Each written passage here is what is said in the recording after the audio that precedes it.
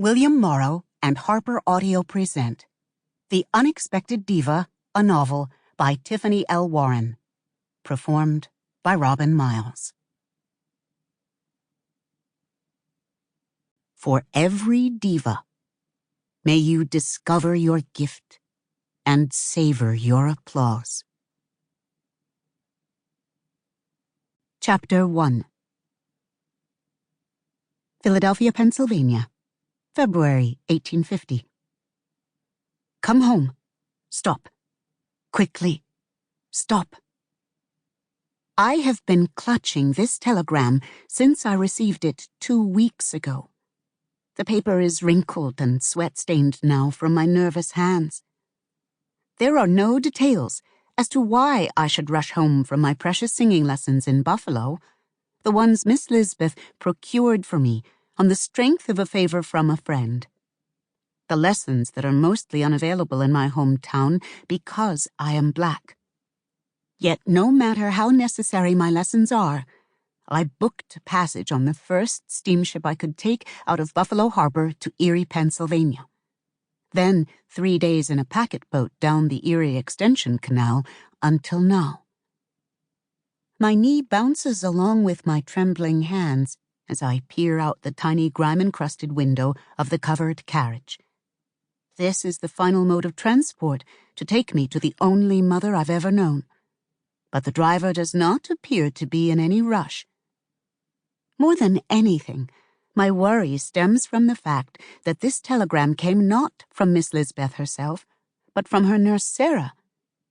When I departed for my lessons 6 months ago, Miss Elizabeth was in her regular state of frailty. She is nearly 100 years old, after all. But she was not sick. Every morning she rose early to have our tea and biscuits ready before I was dressed.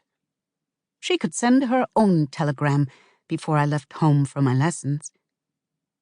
Here's the address, I say to the driver, who has nearly passed our brownstone.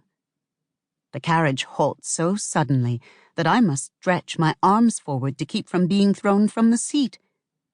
If I was a slender girl, I would have been.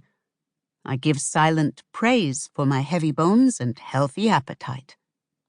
Of course, my dear friend Lucienne is waiting for me in front of our 3-story brownstone on Mulberry Street. I had sent word of my travel before boarding the stagecoach, but there was no way of knowing when I would arrive. He could have been standing here for hours, dressed in his church jacket and pants, his smile stretching from one ear to the other.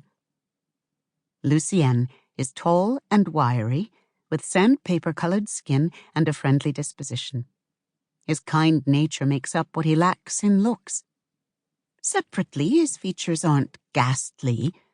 Large, wide-set eyes, a broad and flat nose that takes up too much space, and thick, heavy lips that he can never seem to properly moisturize.